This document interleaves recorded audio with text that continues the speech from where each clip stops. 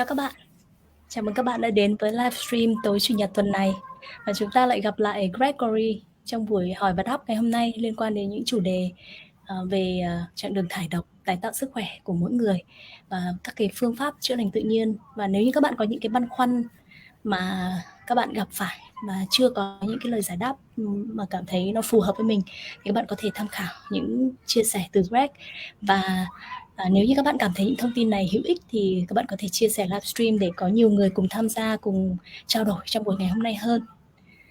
Nếu như các bạn có câu hỏi nào thì các bạn có thể comment ngay vào trong cái livestream này, và một chút nữa thì Greg sẽ lần lượt trả lời những cái câu hỏi mà chúng ta trao đổi trong buổi ngày hôm nay.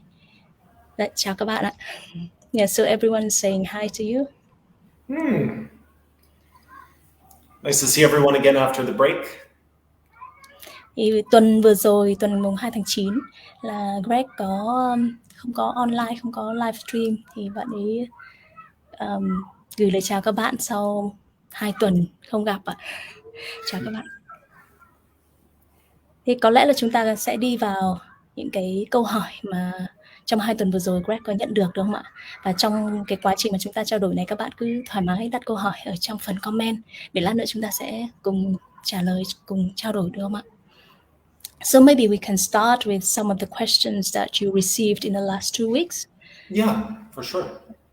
And the first question, I think it was something, it's about the detox progress and when or what is the sign that you could know that it is done, or when would you detox until.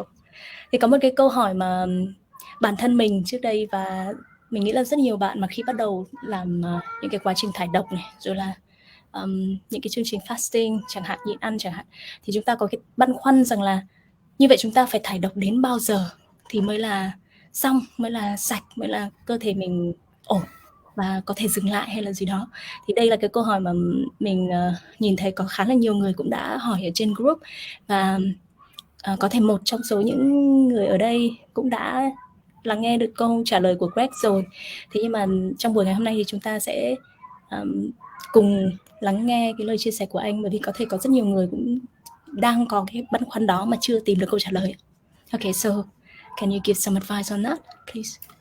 Yeah, so first it depends on what your goal is. That's the most important thing. So for people that have a specific health condition that they're wanting to heal from, for those people, it's generally they go until that is healed, until that condition is no longer there. And then there are people that once they achieve that goal, they go back to eating the way that they were before. And that's fine, that's up to you. But just understand also what foods cause that problem to manifest in the first place.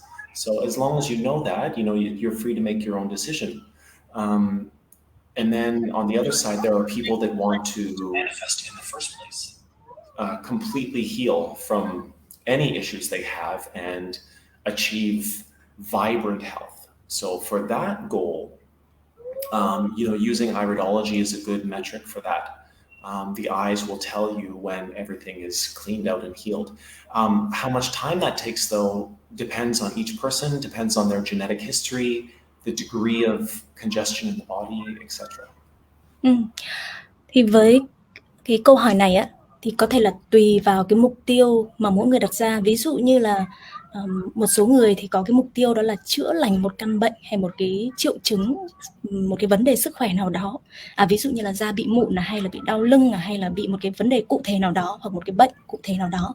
Thì nếu như đó là mục tiêu của chúng ta chẳng hạn, thì thường thì chúng ta có thể là detox rồi thải độc rồi là chữa lành cho đến lúc mà những cái triệu chứng, những cái biểu hiện đó mất đi, hoặc là cái tình trạng đó cải thiện, hoặc là mình bắt đầu cảm thấy khỏe mạnh rồi, ổn rồi, thì có thể mình sẽ không tiếp tục cứ thải độc rồi cứ detox mãi. Mà cũng có những người đến cái lúc mà cảm thấy khỏe, cảm thấy khỏi cái căn bệnh mà mình muốn chữa đó thì lại quay trở lại một cái lối sống bình thường. Thì cái đó cũng là một cái lựa chọn và không có vấn đề gì cả. Tuy nhiên là thường thì những cái vấn đề về sức khỏe, những cái căn bệnh mà mình có thì thường nó đến từ chính cái chế độ ăn uống sinh hoạt của mình. Và vì thế khi mà cái triệu chứng của căn bệnh đó bớt đi chẳng hạn, hoặc là cái vấn đề sức khỏe của mình đã được cải thiện chẳng hạn, thì nếu như chúng ta quyết định là dừng lại cái quá trình thải độc rồi nhịn ăn rồi ăn thô vân vân, thì chúng ta cũng nên để ý rằng là dù có quay trở lại với cái lối sống trước đây, một cái lối sống mà mình thích, mà mình quen thuộc chẳng hạn, thì chúng ta cũng cần nhớ rằng những cái đồ ăn, những cái lối sinh hoạt cũ nó có thể lại gây ra một số cái vấn đề, có thể cái vấn đề cũ trở lại, hoặc là nó cũng sẽ có những cái ảnh hưởng đến cái kết quả mà chúng ta đã đạt được trong cái quá trình mà chúng ta đã nỗ lực vừa rồi. Nên chúng ta cũng sẽ cần phải cân nhắc và cân đối để điều chỉnh cái lối sống sau những cái thời gian detox thải độc này.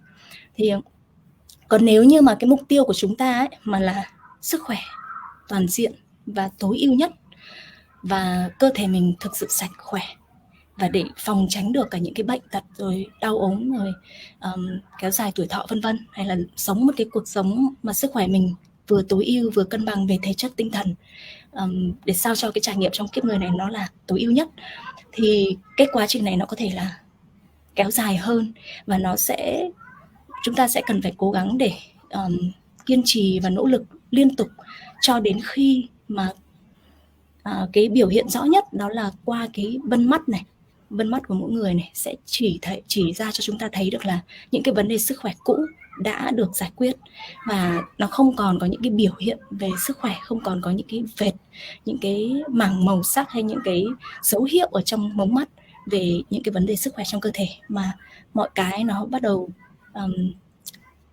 ở một cái mức độ mà có thể nhìn thấy được ở trên mống mắt, đó là hoàn toàn cân bằng và khỏe mạnh toàn diện. Đấy thì Greg vừa rồi cũng đã giải thích sơ qua một chút về cái việc là vì sao mà nhìn bằng phân mắt chúng ta có thể biết được cái điều đó. Thì có một cái bài viết ở trên, không biết là trên group Greg đã chia sẻ chưa nhỉ, trên cái page Eden's Healing Hub, thì có cái bài viết mà giải thích về cái việc là tại sao mà nhìn vào mống mắt mà chúng ta sẽ biết được cái tình trạng sức khỏe của cơ thể. Thì vừa rồi Greg có chia sẻ đấy là nếu như mà để mà biết thực sự là mình đã thải độc hoàn toàn chưa này, cơ thể đã thực sự chữa lành chưa, và đã ở một cái mức độ vận hành tối ưu hay chưa, thì nó sẽ biểu hiện ở cái việc đó là vân mắt của chúng ta phản ánh được cái trạng thái đó.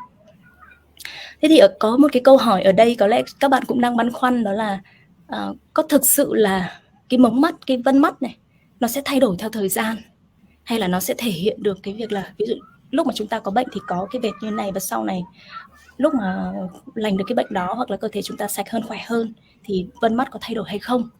Thì đây là cái câu hỏi mà mình cũng thấy khá là băn khoăn, và mình cũng có hỏi Greg. So I think a lot of people would wonder as well, with the marks on the iris or with iridology.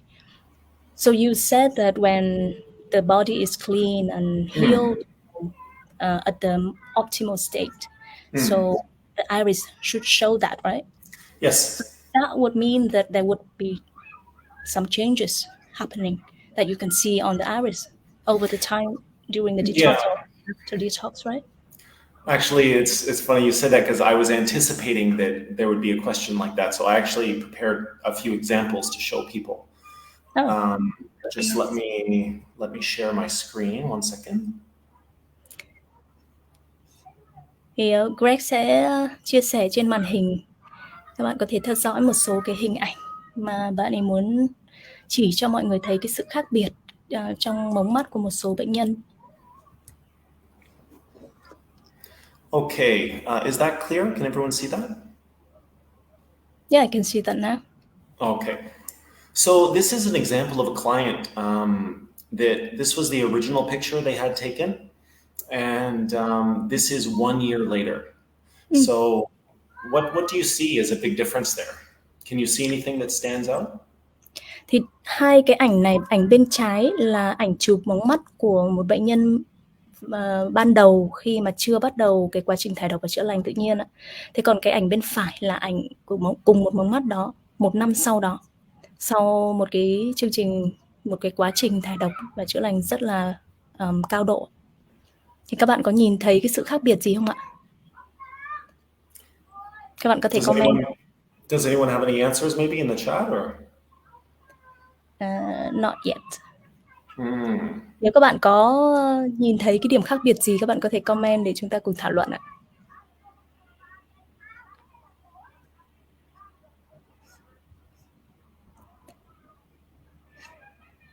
Maybe you can just share about it. Well, from my point of view, first of all, I can see the colors are different. Exactly. So this is a huge change. This person actually made a lot of progress. This is very impressive because if you think about it, you would think this is a brown eye, right? This is actually a blue-eyed person. So this person was so toxic and had so much congestion in the body that their entire eye changed brown color. So you can just see in areas like this that it's much lighter, and this kind of coloring would not show up in a real brown eye, a true brown eye. This would only show up in a very toxic blue-eyed person. So some people also commented that they saw the difference in the colors. So bravo for those people who noticed that, yes. And then if you look in the following picture here, it's lightening considerably. So this means the level of toxicity in the person has gone down. So in blue-eyed people, you can see the stages a lot more accurately. So generally, we have the lowest level of congestion is acute level. So acute level is white, subacute is yellow, chronic is brown, and then degenerative, which is very serious, is black. Yeah. So this person. Oh yeah, please. Thì như chúng ta nhìn thấy rõ là cái màu sắc của cái mắt ở bên trái là màu nâu hay đỏ nâu gì đó, đúng không? Nói chung là đậm màu hơn rất nhiều so với cái mắt ở bên phải. Cái ảnh ở bên phải. Thực ra cùng một mắt.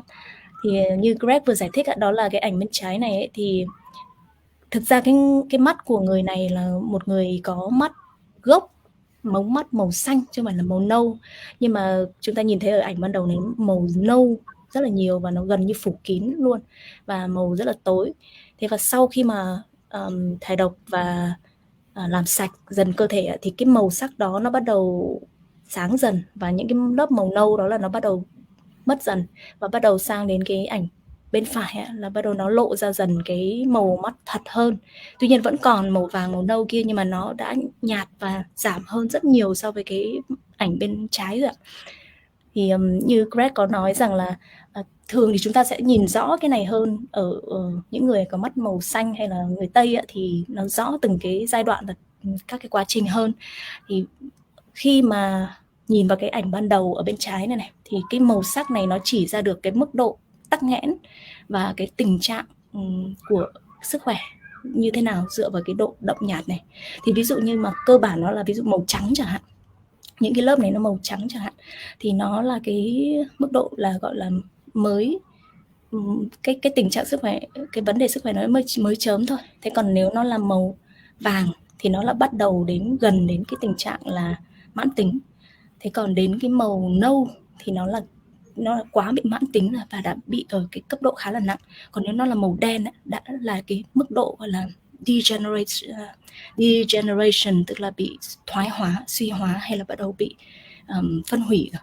Đấy thì khi chúng ta nhìn thấy bên mắt trái là màu nâu, tức là nó đang ở cái tình trạng rất là mãn tính và bị nặng, thì sang đến cái ảnh bên phải này là nó đã nhạt hơn rất là nhiều, thải được ra rất là nhiều độc tố rồi.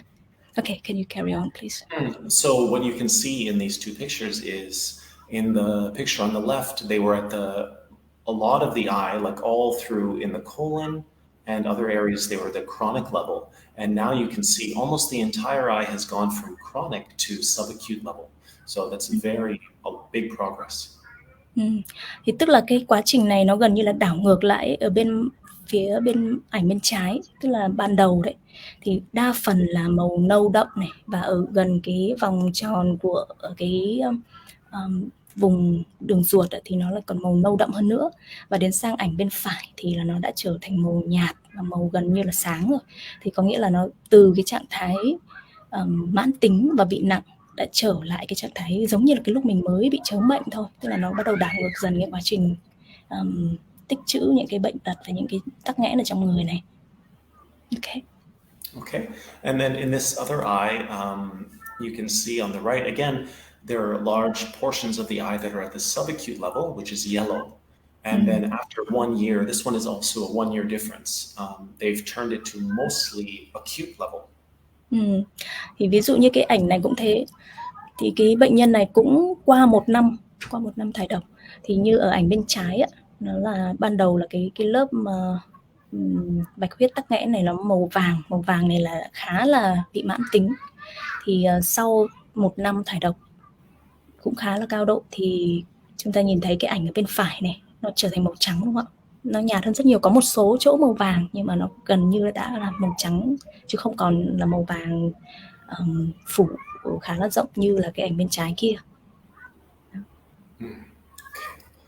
And obviously, we know that Vietnamese people are brown-eyed people. There's no blue eyes in Vietnam.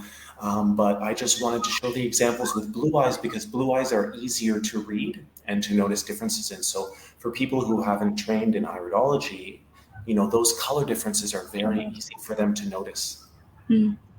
Thì đối với người Việt Nam chúng ta thì đa phần mắt của chúng ta màu rất là đậm, thường là màu nâu, có những người thì nâu sáng, có những người thì nâu khá là đậm, thì thường thì sẽ khó nhìn thấy cái sự thay đổi hơn đối với những cái góc nhìn hay cái con mắt của những người không chuyên như chúng ta. Cho nên là bạn Greg thì vừa mới cho chúng ta xem qua cái hình ảnh của hai bệnh nhân mà mắt màu gốc là màu xanh, nhưng mà như trong cái hình ảnh chúng ta thấy thực ra không thấy màu xanh thế nào, đúng không? Thì chỉ có cái là khi mà bạn ấy chia sẻ với chúng ta thì là chúng ta nhìn thấy nó rõ ràng ở cái màu sắc để chúng ta dễ quan sát trong cái buổi ngày hôm nay. Thì còn mắt nâu thì nó sẽ đòi hỏi những cái chi tiết kỹ hơn, và cái con mắt nhìn của chuyên gia thì người ta sẽ nhìn được rõ những cái chi tiết thay đổi hơn so với là chúng ta tự nhìn vào cái hình ảnh mắt nâu của mình thì nó khá là khó phân biệt vì cái màu nó tối quá. Yeah, thank you for that. My pleasure. So we have quite a few comments here, and let me just check. Câu hỏi của bạn Vân Đặng: trong quá trình thải độc, thỉnh thoảng mình lại có cheat meals, như thế có sao không? Yeah, so this is a question from Vân Đặng. During the detox phase, sometimes I have a cheat meal. Is that okay? What's your thought about that, please? My answer to that is you do what's right for you, what you are ready for. Whatever you are ready for to do and make changes in your life is the right move for you. I would just be careful. That being said, if you are doing a very long juice fast and then suddenly you feel the need for a cheat meal and you break the fast with something very complex, it can cause some problems for your body. So remember to observe the rules of breaking a fast.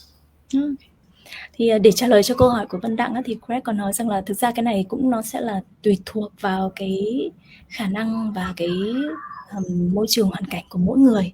Thì có những cái mà chúng ta có khi cũng không thể tránh khỏi, nên là nhiều khi cũng có những cái gọi là cheat meal hay là gọi là phá vỡ cái thông lệ là mình đang thải độc chẳng hạn, mình sẽ ăn một cái gì đó để cho đỡ thèm, hoặc là vì một cái buổi tiệc với gia đình hoặc là công ty hay gì đó. Thì cái này chúng ta cũng sẽ phải tự cân đối và cố gắng để mà lựa chọn và điều chỉnh trong từng cái trường hợp. Thì tuy nhiên là chỉ có một cái lời nhắn nho nhỏ của Greg, đó là nếu như chúng ta có những cái bữa cheat meal này thì chúng ta hãy cẩn trọng một chút, bởi vì ví dụ như là chúng ta đang trong một cái giai đoạn thải độc dài, chỉ có uống nước trái cây thôi chẳng hạn, tức là nhịn ăn uống nước trái cây chẳng hạn, mà có một cái bữa cheat meal với gia đình chẳng hạn, chúng ta lại ăn cơm ăn thịt cùng với gia đình, thì cái sự chuyển đổi đột ngột này nó có thể gây cái gánh nặng cho cơ thể và có những cái sốc trong cơ thể. Thì chúng ta dù có cheat meal thì chúng ta cũng hãy cố gắng tuân thủ cái nguyên tắc 1/3 mà đã khá là nhiều lần mà chúng ta đã nghe đến ấy. Đấy là chúng ta đang ở cái chế độ thải độc nào thì chúng ta phải chuyển nó từ từ. Chứ còn nếu mà mình mà đang ở một cái cấp độ thải độc cao mà mình dùng một cái bữa cheat meal rất là nặng, khó tiêu, thì nó sẽ gây ra những cái vấn đề không mong muốn cho khi mà cơ thể mình bị sốc. Thì bạn lưu ý vấn đề đó. So for example, for them, if you did a 20-day water fast, and then suddenly you had the urge to just break it, and you broke it with steak and potatoes or something like that, that would be very, very bad. I mean, you could have some serious problems with that because the meat is the densest, most acidic food you can eat. And it's a protein which produces a lot of acid. And then the potatoes cooked are very sticky, starchy, like glue in the bowel. So if the foods are just kind of one level down or something to compare with where you are at the Yes. detox level, so it should be fine, right? It should be. And generally, even if you're doing a long fruit fast and say you break it with fresh salad, no starches in the salad, just greens and a little bit of lemon juice and some seasoning, that shouldn't be a problem, really. Thế thì đặc biệt là nếu như mà chúng ta đang ở cái cấp độ thải độc cao, ví dụ như chỉ uống nước này, chỉ uống nước ép này, xong chúng ta chuyển sang một cái chế độ ăn, nếu như chúng ta nhìn vào cái tháp cấp độ thải độc mà chúng ta chuyển xuống một cái tầng nó khá xa ở bên dưới thì nó sẽ gây ra cái sốc lớn cho cơ thể. Thế còn nếu chúng ta mà gọi là cheat meal nhưng mà nó chỉ xuống 1 đến 2 cấp độ gần nó thôi thì nó cũng sẽ đỡ hơn. Thì khi mà chúng ta gặp bạn bè, gặp gia đình hay là những cái lúc mà chúng ta cảm thấy mình bị yếu lòng chẳng hạn thì nếu có cheat meal thì chúng ta hãy cố gắng là nhẹ nhàng một chút với cơ thể mình và tìm một cái món ăn nào đó nó phù hợp và nó không bị quá xa với cái cấp độ mà mình đang thực hành thải độc đó. Thì các bạn có thể xem lại cái tháp biểu đồ các cấp độ thải độc tương ứng với đồ ăn để chúng ta lựa chọn sao cho nó an toàn và phù hợp với cơ thể mình. Or some lightly steamed vegetables would even be fine, even though that's 2 levels down or 3 levels down. It's a very soft, mild thing, and especially to make sure it's a mono meal. If you steam some cabbage, only cabbage, right? Not 50 ingredients together. Okay. So mono meals. Ví dụ như mà bạn đang làm water fast chỉ uống nước thôi hoặc là chỉ uống nước ép thôi thì có thể xuống 2 cấp, ví dụ như là ăn rau nấu, rau hấp thì cũng được. Thì chỉ có cái là chúng ta nếu như cái bữa cheat meal đó càng ăn đơn giản thì càng tốt. Ví dụ chỉ ăn một loại rau nấu thôi, chứ còn có rất nhiều thứ lẫn nhau trộn vào nhau thì cơ thể mình nó sẽ bị quá tải và nó sẽ có những cái vấn đề liên quan đến tiêu hóa vân vân. Thì chúng ta lưu ý cái vấn đề đó. Okay. Oh, sorry, Nhan, that's not for a water fast though. That's just if they're juice fasting or fruit fasting or something like that. I wouldn't recommend, the steamed vegetables on the water fast. Okay, yeah. Thì riêng cái mà nhịn ăn hoàn toàn chỉ uống nước thì chúng ta cũng không nên nhảy cóc mà đang ví dụ chỉ có uống nước rất là nhiều ngày xong tự nhiên ăn luôn rau như vậy cũng không nên. Chỉ có ví dụ chúng ta đang thải độc nhịn ăn uống nước ép trái cây hoặc là hoàn toàn trái cây thì chúng ta nhảy xuống ăn rau rồi đồ rau nấu các thứ thì cũng gọi là chấp nhận được. Tuy nhiên là mình cũng cố gắng hạn chế cái việc ăn quá nhiều thứ lẫn lộn, quá nhiều loại rau, loại củ các thứ lẫn lộn thì nó vẫn khó tiêu cái gánh nặng cho cơ thể. Okay. Thì mình xin phép được đọc câu hỏi tiếp theo, đó là câu hỏi của Trinh Lưu ạ. Tôi ăn thô da vàng và luôn bị lạnh tay chân. Thì mình cũng xin phép là câu hỏi này thì mình nhớ là đã có trong một buổi livestream của 2 tuần trước thì phải. Thì lát nữa mình sẽ gửi lại cái link của livestream này và trong đó có ghi rõ là từ phút mấy đến phút mấy để bạn có thể xem lại, đúng không ạ? Câu hỏi tiếp theo của Phương Linh Nhi ạ. Xin chào anh chị, em muốn hỏi về thải độc cho người bị ca đang truyền hóa chất. Oh, so this question is from Phương Linh Nhi. I would like to ask about the detox method for someone having cancer and having chemical treatment at the moment, chemotherapy. So she's just meaning generally what to do? Yeah, I guess it's for someone she knows or a family member or someone like that. Well, I would have to say that it depends case by case. Everyone is different. So, you take a complete look through an assessment of that person, what degree of severity the case is, how many issues they have and how serious all of them are, and then how toxic they are, what they can handle. So generally in serious cases with cancer, we recommend going high on the ladder. So a lemon juice fast or a grape juice fast for as long as you can, with a good, strong herbal program. That's the fastest way you'll see result. But that being said, for some people mentally, it's too much for them, or they're too toxic, so they start having very extreme reactions because the fruits will stir up a lot. So in those cases, you can tailor it to a different level of fasting for them, like bring them down a little bit and then go back. So it depends.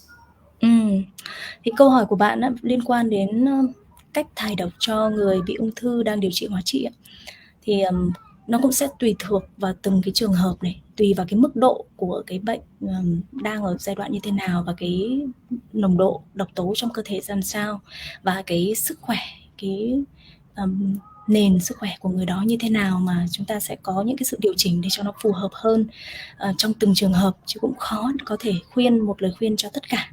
Thì tuy nhiên là nhìn chung thì các cái trường hợp mà bị ung thư thì thường là sẽ phải làm những cái chương trình thải độc rất là nghiêm ngặt, chặt chẽ và dùng cái loại thải độc cao nhất như là nước chanh hay nước nho trong thời gian dài.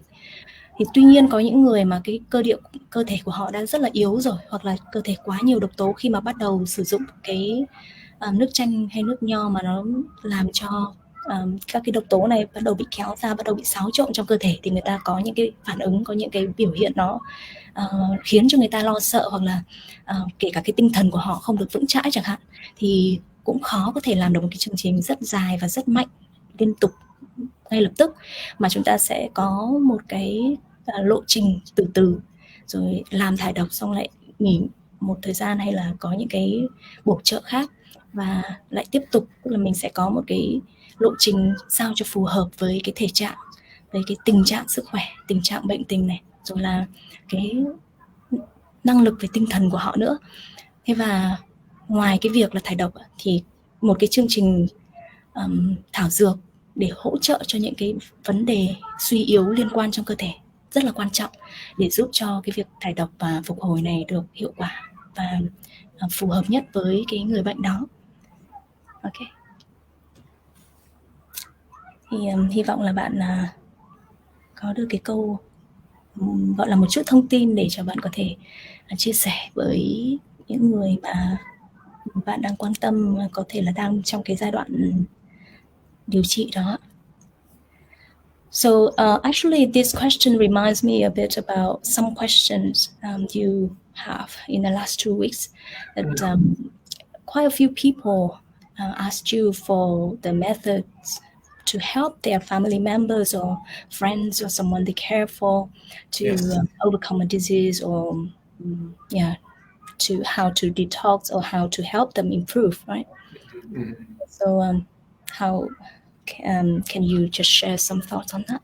Yeah, that's something that I would really like to speak on, actually. So that's great that came up.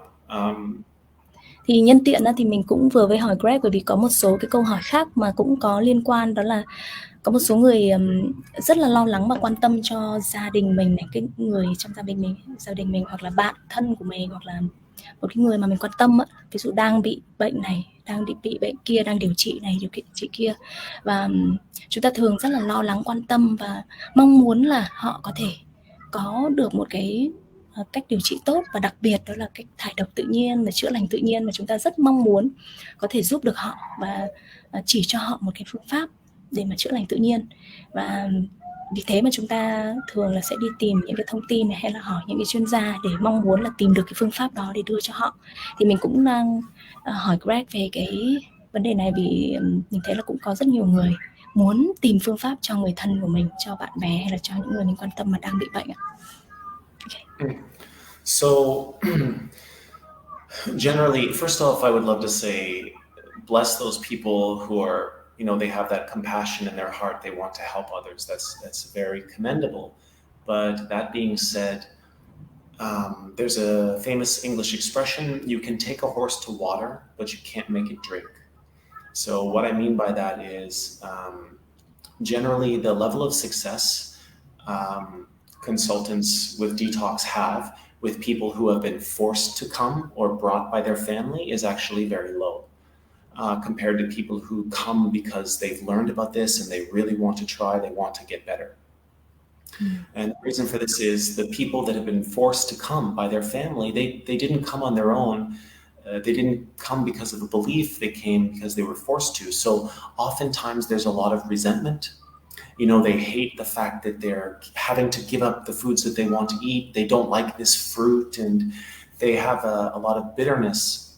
And so mental state and emotional state plays a big part in the healing and disease process. And this negatively affects it. And a lot of these people end up quitting the process, you know, early on, or they secretly keep eating the bad foods that are hurting them in the first place. Thì Greg có chia sẻ một chút như này, đó là khi mà chúng ta rất là quan tâm và mong muốn là người thân này hay là người mà chúng ta quen biết nó đang bị bệnh, nó có thể tìm được một cái phương pháp tốt rồi chữa lành tự nhiên và theo được một cái phương pháp mà phù hợp đúng đắn, thì tuy nhiên là chúng ta cũng sẽ cần phải hiểu được một cái điều này, đó là dù rằng là cái mong muốn của chúng ta nó rất là tốt đẹp, chúng ta có một cái sự quan tâm, thấu hiểu và mong người đó được bình an và mạnh khỏe trở lại, thì tuy nhiên ấy, khi mà thực ra là về cái con số dữ liệu mà những nhà chữa lành tự nhiên thấy trong thực tế, đó là những người mà được gia đình hay người thân bạn bè dẫn đến một người chữa lành tự nhiên để giúp cho họ, thì thường cái tỷ lệ thành công nó thấp hơn so với việc đó là tự mình tìm đến một nhà chữa lành tự nhiên và nỗ lực để thay đổi sức khỏe của chính mình.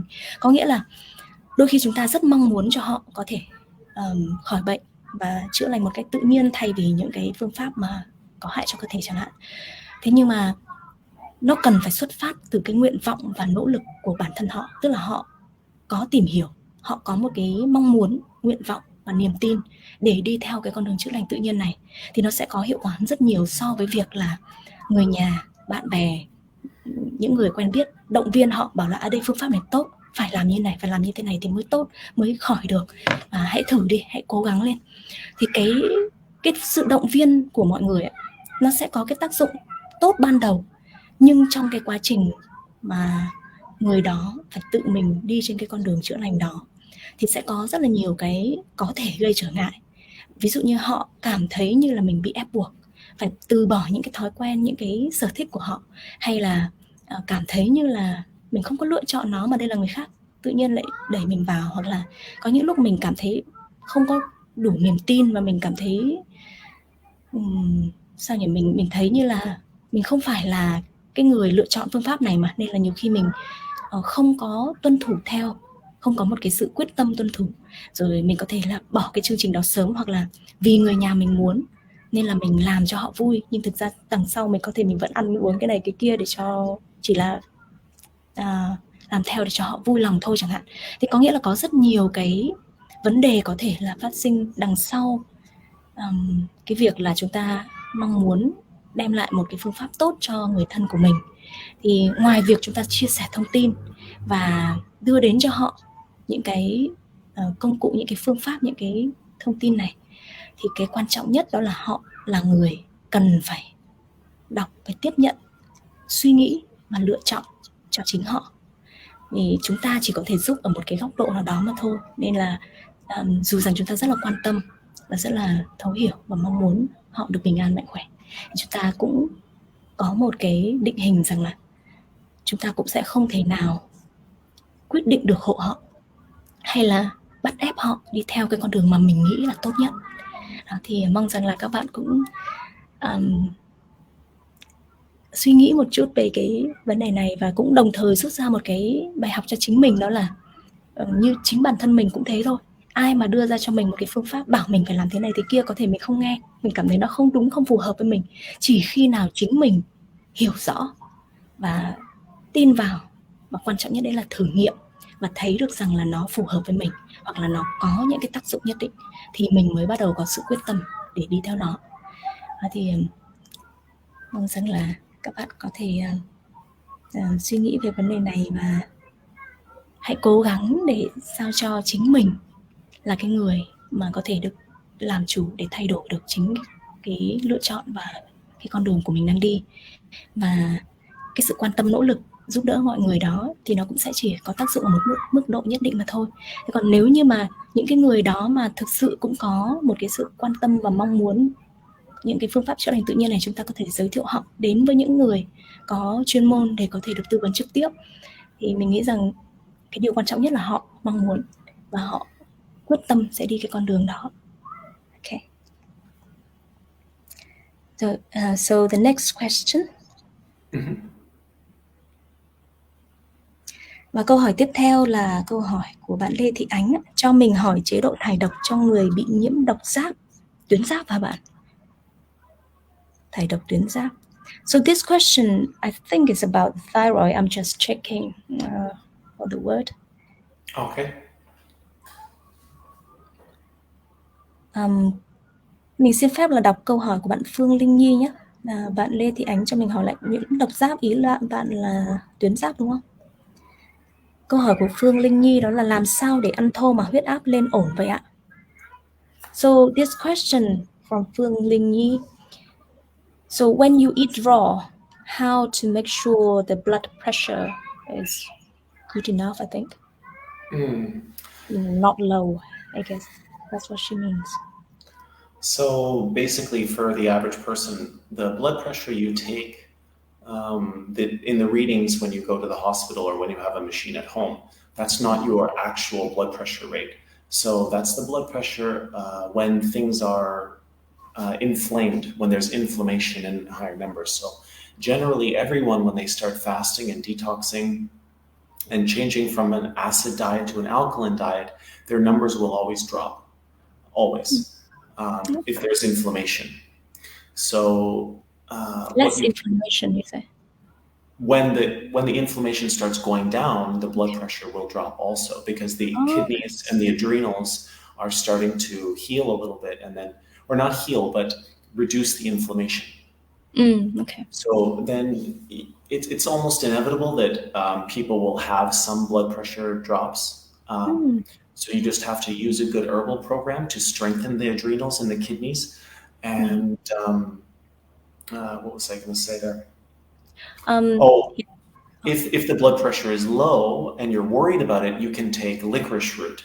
Licorice root is very good for increasing the blood pressure. Thì thông thường ấy, khi mà chúng ta đi đo huyết áp á, thì cái chỉ số mà chúng ta thường thấy á, đó là cái chỉ số trong cái thời gian mà cơ thể mình đang có rất là nhiều cái sưng tấy, inflammation trong cơ thể. Thì khi mà chúng ta bắt đầu ăn thô đó, thì cơ thể chúng ta giảm được sưng tấy, thì đồng nghĩa với việc đó là cái huyết áp của chúng ta bị thấp xuống. Và gần như đó là một cái điều gần như không thể tránh khỏi. Gần như ai ăn thô ban đầu cũng sẽ thấy cái hiện tượng là huyết áp bị thấp hơn. Và cái tình trạng này nó liên quan đến cái việc đó là cái tuyến thận và thượng thận của chúng ta bớt bị sưng tấy hơn. Thì để mà tránh được cái việc là huyết áp thấp này, chúng ta có thể là dùng những cái thảo dược bổ trợ cho tuyến thận và thượng thận trong cái thời gian đầu khi ăn thô này. Thì đặc biệt ví dụ như là cái loại rễ cây cam thảo, lần trước hình như cũng có nhắc đến trong một cái livestream ạ. Thì khi mà sử dụng cái rễ cây cam thảo này, nó sẽ giúp cho tăng cường cái chức năng của tuyến thận và thượng thận, và nhờ thế mà cái tuần hoàn máu rồi về huyết áp máu nó sẽ bình ổn hơn và không còn bị quá thấp. Đó thì nó gần như là một cái tình trạng khá là phổ biến đối với mọi người, bởi vì đang trong cái tình trạng ăn uống thông thường này, tuyến thượng thận và thận là thường lúc nào cũng bị sưng tấy và quá tải. Nên là khi chuyển sang ăn thô thì rất là hay bị huyết áp thấp, thì chúng ta có thể bổ sung thêm thảo dược. Và cũng không phải là có quá lo lắng, vì nó cũng là một cái tình trạng khá là phổ biến. Okay. The next question. Câu hỏi của bạn Trinh Lưu ạ. Mình ăn thô 80-90% khoảng 3 năm nay, nhưng thời gian gần đây khoảng 1 tháng, mình tập ăn thịt cá một chút. Có đôi lúc ăn một chút cơm, nhưng cảm giác hệ tiêu hóa không quen và cơ thể phản kháng, đầy bụng khó tiêu, mong bạn tư vấn. So, okay, the question is, I've been eating 80-90% raw for about 3 years now, and recently, about within the last 1 month, I started to eat a little bit of meat and fish and some rice, but I feel like my digestion no longer used to with this kind of food, and have some kind of rebellion and slow or difficult in digestion. So can you give advice on this, please? Well, first, it's difficult to give perfect advice for this because she said 80. Is it she or he? She. Yeah. She.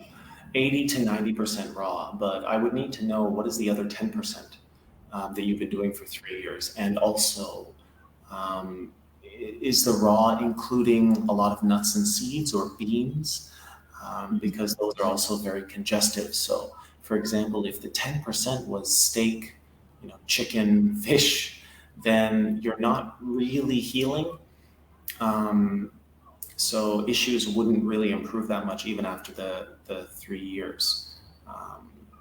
That being said, assuming that she's doing very well with her diet, like say 80 to 90% raw, only fruits and vegetables, and then the other 10% is just a little bit of cooked green vegetables, no starch, she will be seeing a lot of healing. And the thing is with that is the cleaner you get, the stronger the connection you have with your body, and the body will tell you what it needs and what it doesn't. And so the cleaner you are, the less your body can handle toxic foods. Yeah, that makes sense. Thì thực ra thì để mà đưa ra một câu trả lời chuẩn xác hơn đối với bạn thì để mà biết được cái cụ thể bạn ăn 80% đến 90% thô và 20% còn lại là gì. Và dù là mình ăn 3 năm thô nhưng mà nếu như mà 10 đến 20% kia mình vẫn còn ăn rất là nhiều, ví dụ như là các loại hạt hoặc thỉnh thoảng ăn thịt cá, thì cái quá trình phục hồi chữa lành tự nhiên của cơ thể nó cũng sẽ không diễn ra được hiệu quả và nhanh chóng. Cho nên đôi khi đối với một người ăn thô 80-90% nhưng mà qua nhiều năm, nhưng không hẳn là người ta đã thực sự làm sạch cơ thể và chữa lành được nhiều. Thì nếu như chúng ta giả sử như là mình đang ăn hoàn toàn chế độ ăn rất là sạch, ví dụ chỉ có rau củ trái cây thôi, thì 80 đến 90% là ăn thô và 10 đến 20% còn lại là ăn đồ rau nấu chẳng hạn, thì có nghĩa là cơ thể mình sẽ khá là sạch, khá là khỏe sau 3 năm. Và nếu như vậy thì khi mà chúng ta bắt đầu ăn trở lại một số cái đồ ăn khó tiêu và gây tắc nghẽn, ví dụ như là thịt, cá, trứng, sữa hay cơm, rồi những cái đồ mà chúng ta biết đấy là gây ra rất nhiều axit và tắc nghẽn, thì cơ thể chúng ta sẽ đưa ra những dấu hiệu cho chúng ta thấy rằng cơ thể mình không muốn những thứ đó.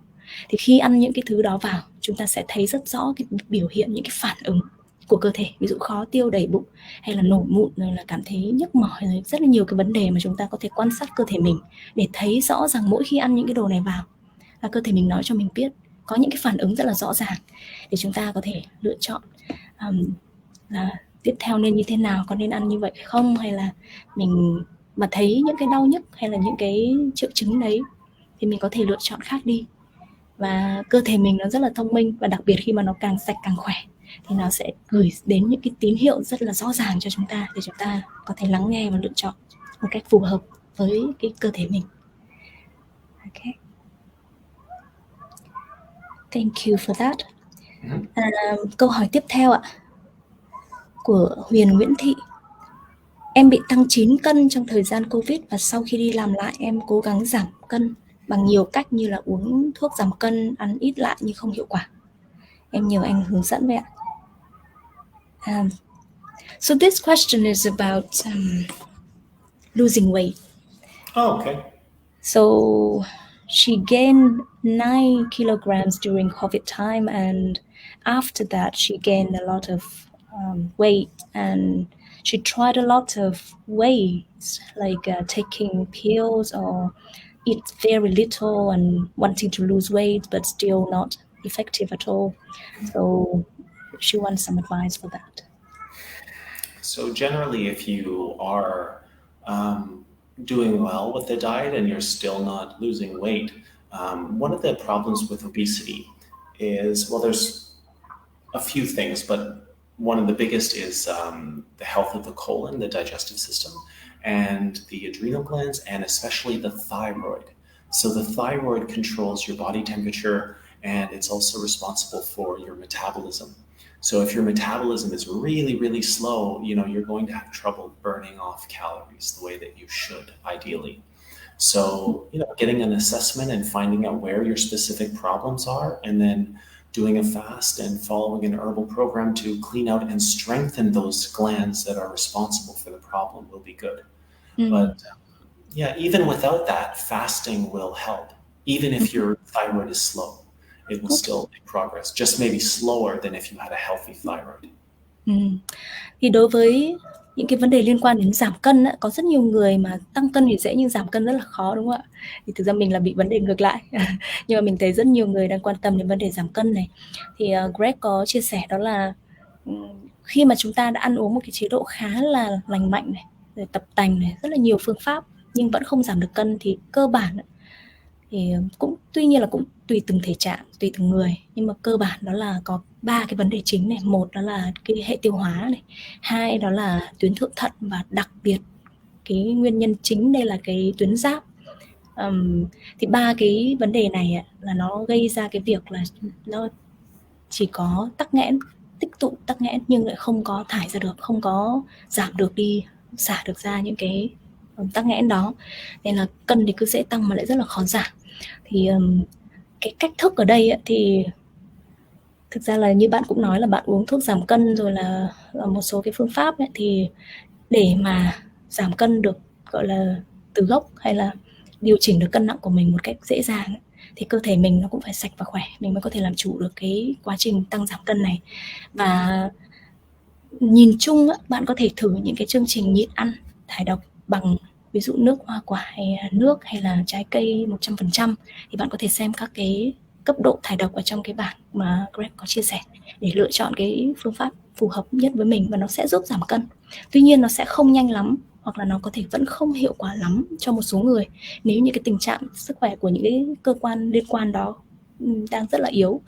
Thì đối với từng cái trường hợp này thì các bạn có thể là có một cái buổi đánh giá với chuyên gia để biết được đâu là cái điểm yếu, đâu là cái điểm tắc nghẽn nhiều nhất, để có được cái góc nhìn chi tiết và sát thực nhất với cái cơ thể của mình, và tập trung vào làm sạch và củng cố những cái cơ quan chức năng liên quan đó, đồng thời kết hợp với những cái chương trình nhịn ăn thải độc thì nó sẽ có hiệu quả nhanh hơn.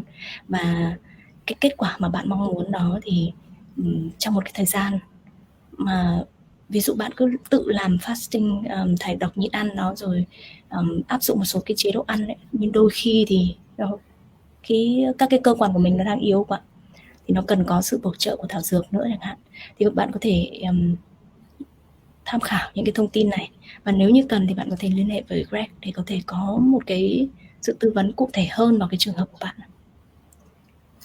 At the end of the chat, someone mentioned something about metabolism. Was it the person who asked the question to add something?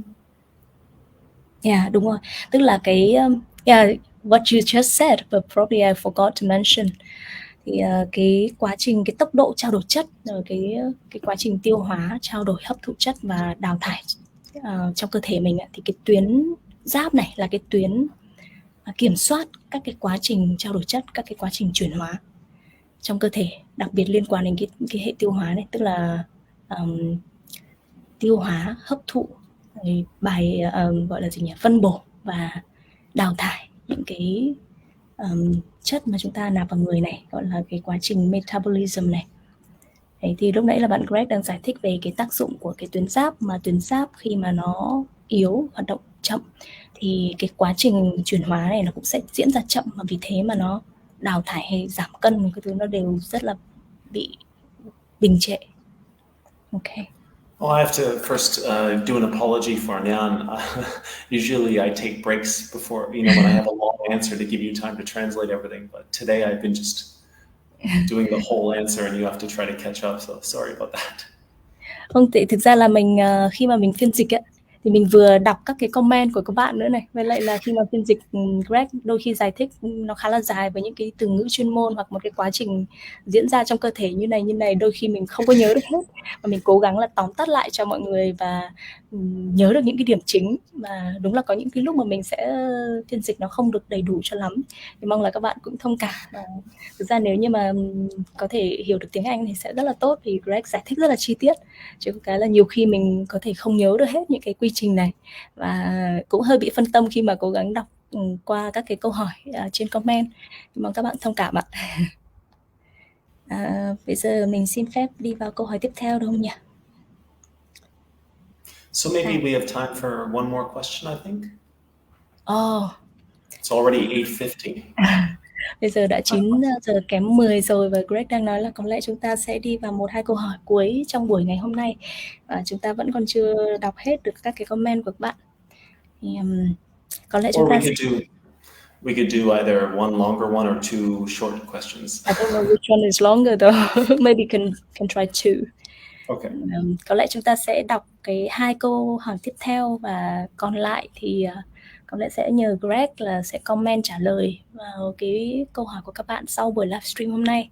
Hoặc là nếu có một cái bài viết nào đó mà trả lời được cho những câu hỏi này thì bạn ấy sẽ đăng bài viết được không ạ? Thực ra thì thời gian cũng có hạn, nên là mong rằng các bạn có thể thông cảm, vì chúng ta có thể không thể nào đi được hết tất cả mọi câu hỏi trong 1 tiếng. Thì chúng ta tiếp tục, đó là câu hỏi của Thương Lê ạ. Em thấy việc ăn thô tắm nắng thải độc hỗ trợ rất tốt cho người mắc cận thị, nhưng em vẫn chưa hoàn toàn hồi phục. Vậy anh có bài tập nào hỗ trợ cho người bị cận không ạ? So, this question from Thương Lê. She heard that eating raw food and sunbathing and detox would help for people with bad eyesight. And a lot of people improved or completely recovered their eyesight with those things, but for her it's not so good yet. So is there any exercise or any advice that you can give? Again, everyone's different, and it depends on the level of congestion and what her specific problems are. I would need to take a look and see, what is she eating? What is she doing specifically? What level of toxicity and congestion is in the body? Is there neurological issues, or is it specifically in the eyes? Is it a circulatory problem? Is it a lymphatic problem? Is it both? I would have to see. I'm not sure exactly with her. Again, that is a little long, so I try to. Thì vừa rồi Greg cũng có nói đó là cái này nó cũng sẽ tùy thuộc vào từng người bạn ạ. Tại vì là đôi khi có những người thì bị tắc nghẽn là vùng mắt chẳng hạn, thì khi mà ăn uống thải độc rồi cái thứ là nó sẽ sáng mắt ngay. Nhưng có những người thì lại là, bạn nói dài quá. Could be a neurological problem. Okay. Thì có thể là những cái liên quan đến hệ thần kinh trung ương này. It could be a circulatory issue to the eyes, or it could be a lymphatic issue in the eyes. Hoặc là còn liên quan đến cả hệ bạch huyết bị tắc nghẽn ở vùng mắt nữa này. Thì các cái vấn đề này, các cái nguyên nhân và các cái vấn đề liên quan nó có thể khác nhau đối với từng người, nên cái cách thức nó cũng sẽ không phải là giống nhau. Okay. Does she have a genetically inherited weakness? If her father or mother had problems with poor eyesight or temporary blindness, did the grandparents? So genetic factors also play a role. Ngoài ra thì còn có những cái yếu tố liên quan đến gen nữa.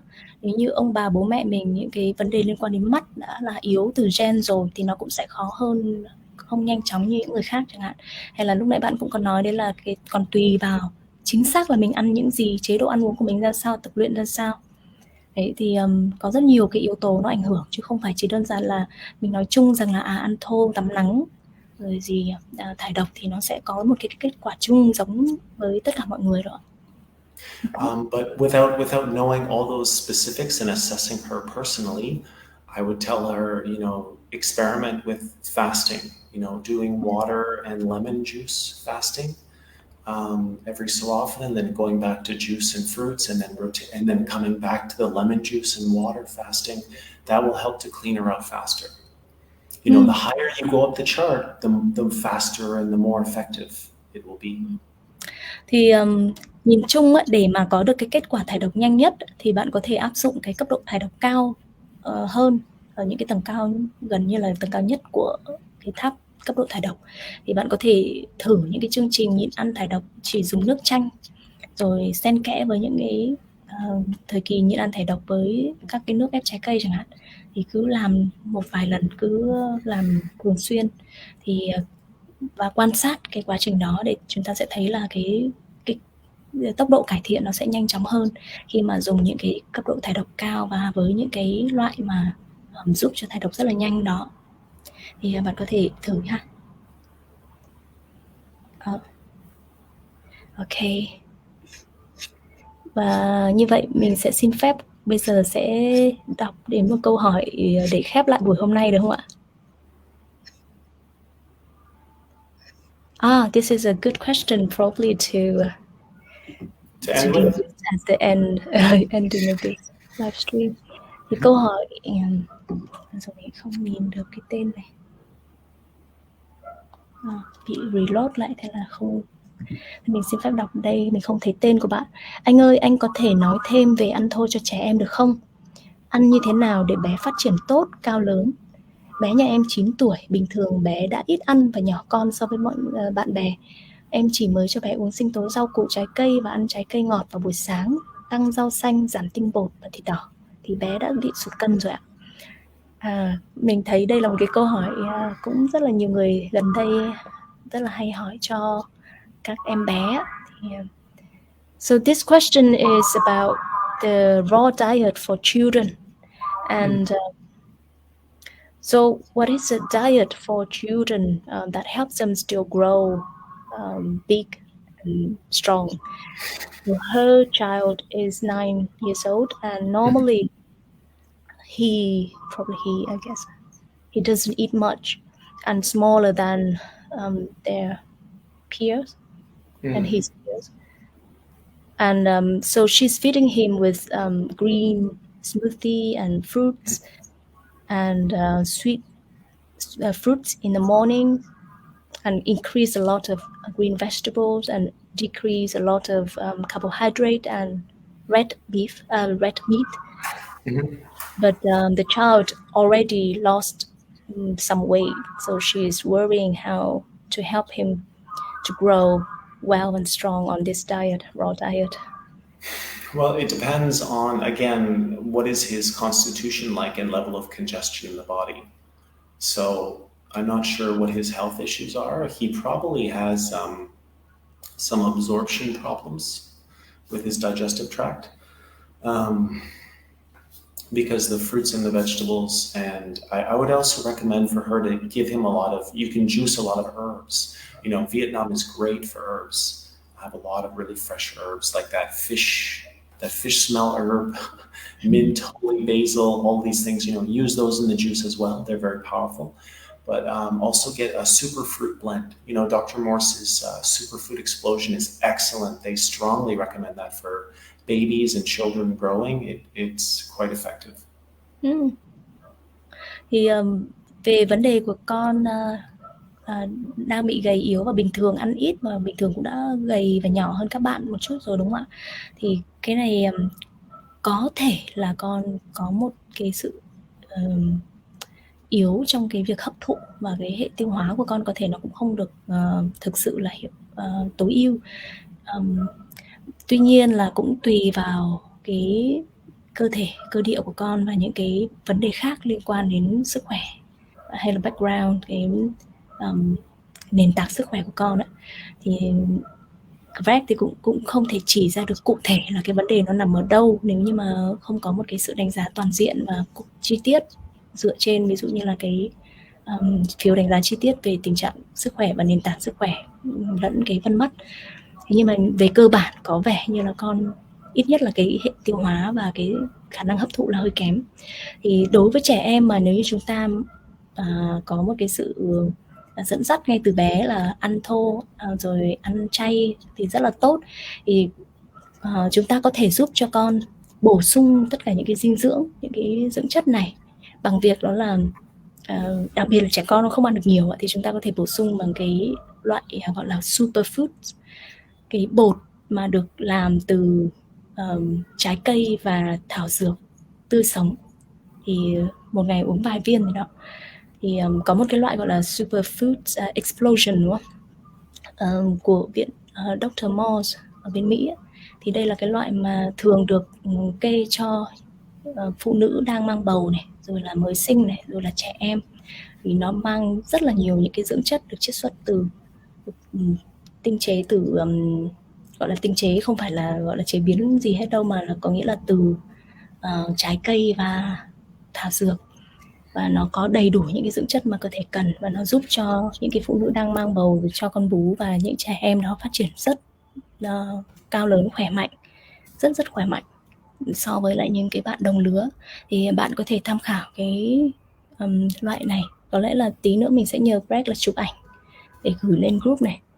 Và có lẽ là cũng rất nhiều người mà đang có bầu hay là cho con bú và có trẻ em mà đang bắt đầu chuyển sang ăn thô ấy, các bạn có thể tham khảo vì nó rất là hiệu quả và bổ sung những cái chất này.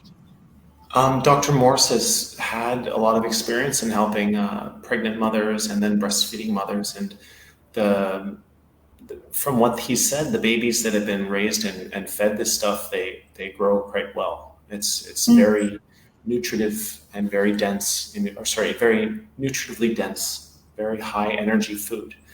And then I'll say something more about her son after you translate that. Okay. Thế thì bạn ấy cũng vừa mới nói lại đó là có những cái ví dụ điển hình ấy, là chỉ với ăn cái chế độ thô này và được bổ sung những cái siêu thực phẩm này thì trẻ em lớn phát triển rất là tốt, rất là khỏe mạnh. Và có một cái ví dụ mà hôm trước bạn ấy có kể cho mình nghe, đấy là mới có mới sinh ra 1 tuần mà em bé đã ngóc được đầu lên. Rồi, từ khi mà mẹ còn đang mang bầu thì dùng những cái bổ sung superfoods này thì rất là đủ chất và không có phải lo lắng về cái chuyện là ăn thô sợ thiếu chất gì cả. Okay. And just one other thing, generally the gland that most affects growth and development, especially with height, is the pituitary gland. So I would look into, with iridology and that, what's the state of health for his pituitary gland, because the pituitary regulates growth hormone production and the development of height and growth for the child. Thì ngoài ra ấy, còn có một cái tuyến, đó là tuyến yên, liên quan đến cái việc là điều tiết hormone tăng trưởng, rồi liên quan đến cái việc là trẻ em phát triển chiều cao, cân nặng. Thì có thể là có những em bé mà cái tuyến yên này mất cân bằng hoặc là bị yếu thì nó ảnh hưởng đến cái quá trình sinh trưởng và kích thước hay là cái độ cao lớn của trẻ em.